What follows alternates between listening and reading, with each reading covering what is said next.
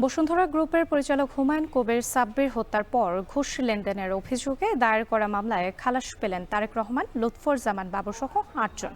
আইনজীবীরা জানিয়েছেন, বিচারিক আদালতে আর কোনো মামলা নেই বিএনপির ভারপ্রাপ্ত চেয়ারম্যানের নামে। এ নিয়ে আরও জানাতে মহানগর দায়রা জজ আদালত থেকে যুক্ত হচ্ছেন রাব্বি হোসেন। রাব্বি, তারেক রহমানকে খালাসের রায়ে কি বলছেন আদালত? তার দেশে ফেরা নিয়ে মামলা সংক্রান্ত আর কোনো জটিলতা রয়েছে কিনা?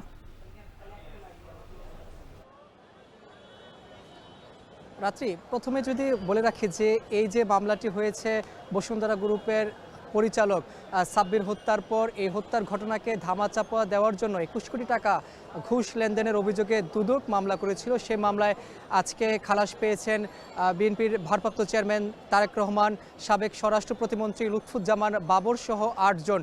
তাদের এই খালাস দিয়ে আদালত রায়ের পর্যবেক্ষণে বলেছেন এই মামলাটি পুরোটাই ছিল মিথ্যা বানোয়াট। কারণ এই মামলায় যারা এই আট আসামির বিরুদ্ধে যারা সাক্ষী উপস্থাপন করেছেন রাষ্ট্রপক্ষ বা দুদক, তারা কেউই তাদের বিরুদ্ধে সাক্ষ্য দেয়নি, অর্থাৎ তাদের বিরুদ্ধে এই মামলায় অভিযোগ রয়েছে সেটি তুলে ধরেননি।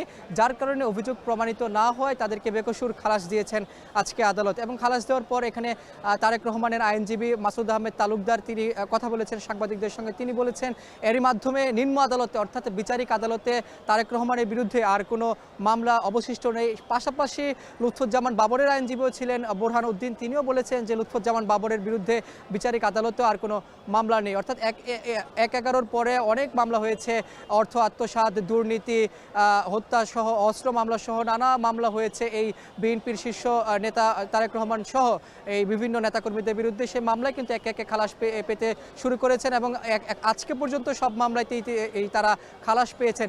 এছাড়া এখানে লুৎফুজ্জামান বাবরের আইনজীবী সহ তারেক রহমানের আইনজীবী বলেছেন যে তৎকালীন দুদকের কর্মকর্তারা যেহেতু রাজনৈতিক উদ্দেশ্য সাধনের জন্য এই মামলায় তারেক রহমান সহ লুৎফুজ্জামান বাবর সহ যে ৮ আসামির নামে মামলা দেওয়া হয়েছিল, সেই মামলাটা পুরোপুরি ছিল উদ্দেশ্যপ্রণীত।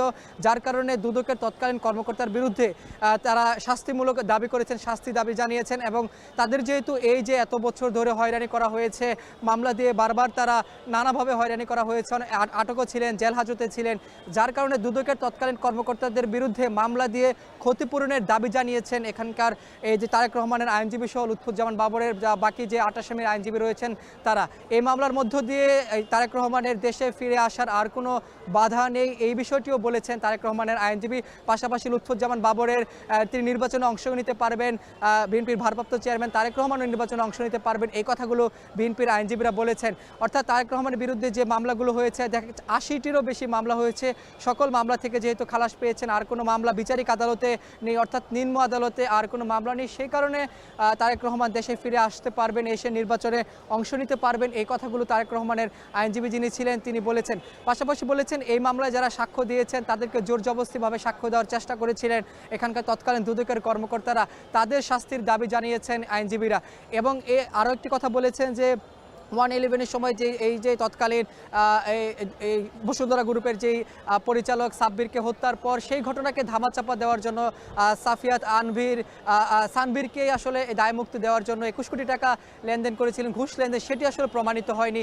এই বিষয়গুলো তুলে ধরেছেন এখানকার আইনজীবী অর্থাৎ তারেক রহমান সহ এই মোট বাকি আসামিদের আইনজীবীরা। এই ছিল আমার কাছে সবশেষ খবর আদালত থেকে। ঘুষ লেনদেনের অভিযোগে দায়ের করা মামলায় খালাস পেলেন তারেক রহমান, লুৎফর জামান বাবর সহ ৮ জন। এ নিয়ে বিস্তারিত জানাতে আমাদের সঙ্গে যুক্ত ছিলেন রাব্বি।